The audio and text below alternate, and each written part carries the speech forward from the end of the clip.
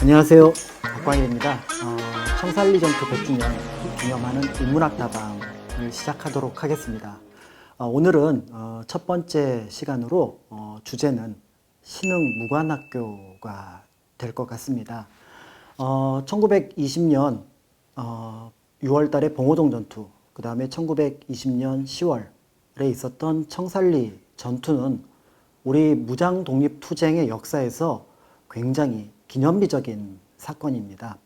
그래서 그 성과에 대해서 그리고 그 결과에 대해서 많은 관심을 갖고 있는데요. 그렇지만 또 한편으로는 그런 전쟁이 가능하게 만들었던 만주 일대의 독립운동 기지를 한번 생각해 보시면 어떨까 싶어서 오늘은 신흥무관학교를 준비를 했습니다.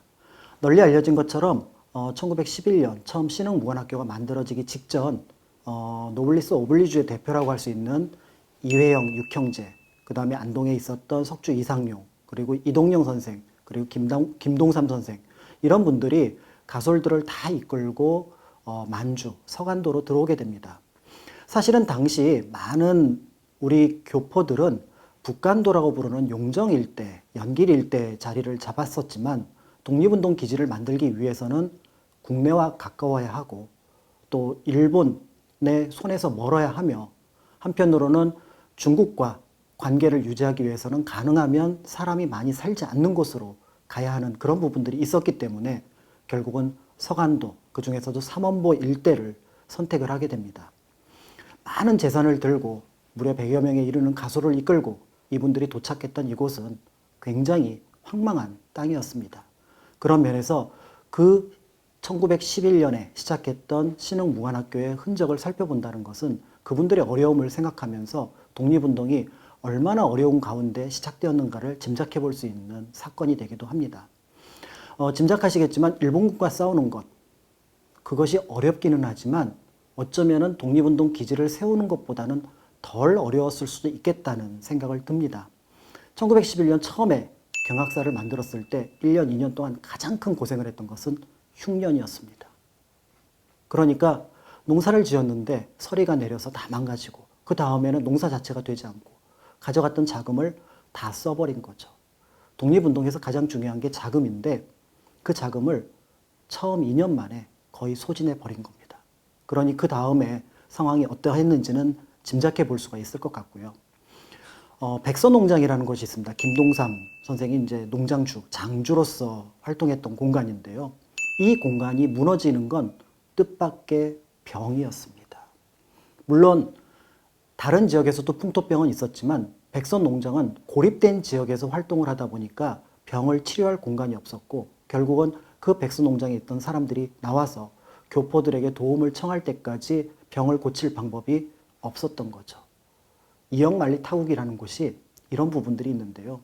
그러나 신흥무관학교를 만들었던 분들을 가장 힘들게 만들었던 거는 아마도 중국인과의 관계를 설정하는 것이었을 겁니다. 나라 밖에서 나라를 찾겠다고 독립운동 기지를 만들었으니 그 어려움은 사실은 짐작할 수밖에 없는데요. 그런데 중국인들이 볼 때는 어떤 생각이 들었을까요? 다른 나라 사람들이 우리나라에 와서 군사훈련도 하고 또 세력을 모으고 괘씸했겠죠. 그리고 거기에 실력을 가지고 있었던 군벌들이 볼 때는 위험하다고 생각을 했을 겁니다. 결국은 그들과 교섭하고 협상하고 하는 과정들이 굉장히 어려웠다라는 것을 짐작해 볼 수가 있고 결국은 현장에 나갔던 우리 독립운동가들은 변장을 합니다. 이제 다른 것으로 바꾼다라는 변장이 아니라 중국 사람처럼 옷을 입어서 이질감을 줄이겠다라는 거죠. 나라를 찾겠다는 분이 한복을 버리고 중국의 옷을 입었던 겁니다. 그렇게 독립운동 기지를 만드는 과정은 험난하고 지난한 과정입니다. 1910년 압록강을 넘은 이들 지사들은 1911년에 삼원보 일대, 아까 말씀드렸던 빈 공간 추가가에 처음 자리를 잡습니다. 그때 처음 정했던 이름은 경학사. 낮에는 밭을 갈고 밤에는 공부하겠다는 거죠. 그리고 그 부속 학교가 신흥 강습소. 강습 쏘니까 무슨 뭐 조그만 학원 이런 느낌이 드는데요. 아마 일본 사람, 중국 사람의 눈을 속이기 위해서 그런 이름을 붙였을 것 같습니다. 그래서 거기에서 마치 사관학교처럼 군사훈련을 하려고 했던 부분들이 있었던 거죠. 그런데 여기가 바로 이제 문제가 됩니다. 멀리 떨어졌다고 생각하고 민가가 없었다고 생각을 했는데 실제로 제가 거기를 답사를 갔을 때는 그렇게 많은 사람들이 사는 공간이 아니었거든요. 그럼에도 중국인들과의 마찰이 이제 문제가 됐던 거죠. 결국은 이혜영 집안은 이미 이제 이유승이라고 하는 한말에 굉장히 높은 고관대장, 이조판서를 지낸 집안이었기 때문에 그때 우리나라에 와 있었던 원세계를 통해서 이 문제를 해결하려고 합니다. 결국은 그래서 중국 쪽과 협의를 해서 중국인들이 많이 살지 않는 함리아라는 곳으로 옮겨가기로 결정을 하게 되는 거죠.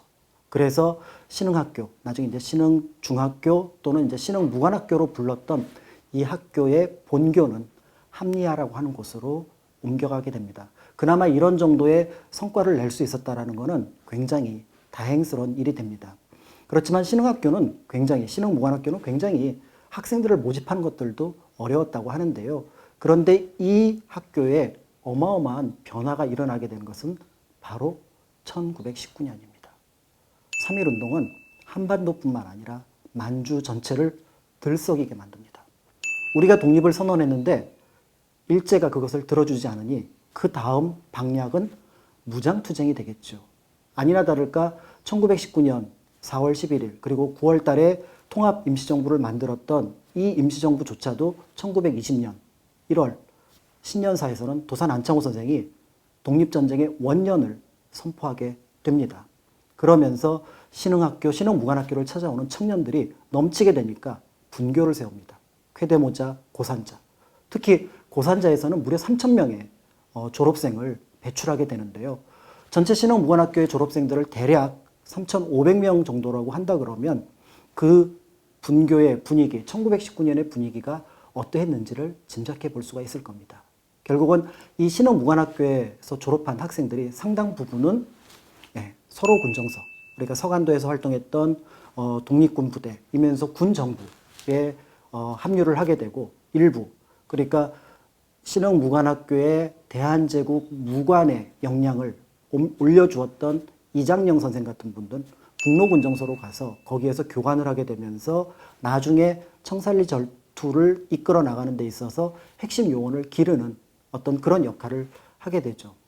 자, 이렇게 얘기를 듣고 보니 굉장히 멋진 그리고 굉장히 훌륭한 역사였다고만 생각이 되지만 원병상이라는 분이 신흥무관학교를 다녔던 기억을 해낸 것이 있습니다.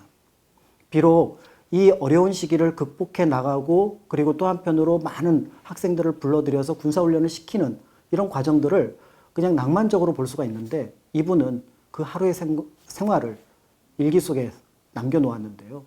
아침 일찍 아주 차가운 바람 속에서 일어나서 겨우 밥 한 끼를 먹는데 거의 썩은 냄새가 나는 조밥, 그 다음에 기름에 절인 콩장아찌가 반찬의 전부였다고 합니다. 그걸 먹고 버텨내야 되니 정신무장을 해야 되는 부분들이 있었고 그 정신무장은 일제에 대한 투쟁정신, 그 다음에 필승, 그리고 우리가 이겨나가겠다는 인내, 이런 어떤 정신무장을 통해서만 이 과정을 이겨낼 수 있었다고 얘기를 하게 되죠. 자, 전쟁보다 힘든 게 전쟁을 준비하는 거고 그리고 나라가 없는 시절에 군사를 기른다라는 것은 어마어마한 노력이 필요했던 부분인데요. 그런 부분을 서간도로 갔던 지사들 그리고 거기에 투신했던 젊은 청년들 그들이 힘을 합해서 1920년에는 그럭저럭 1만 명의 독립군이 만주 일대에서 활동을 하게 됩니다. 1907년 대한제국이 해산을 할 때 군대가 7,000명이었습니다. 나라가 있을 때요. 그런데 나라가 없을 때 사람들이 뜻을 모아서 만든 군대가 10,000명이 되었으니 우리 독립운동의 역사가 어떤 의미가 있을지를 생각해 볼 수 있을 것 같습니다. 자, 오늘 신흥무관학교 서간도에 있었던 독립운동 기지 건설에 대한 얘기를 드렸는데요. 이 얘기를 참고해서 그리고 봉오동 청살리를 살펴보신다면 조금 더 의미 깊은 그 전투의 상황을 이해하실 수 있을 것 같습니다. 자, 지금까지 박광일이었고요. 청살리 전투 100주년 기념 인문학 다방 첫 시간을 마치도록 하겠습니다. 감사합니다.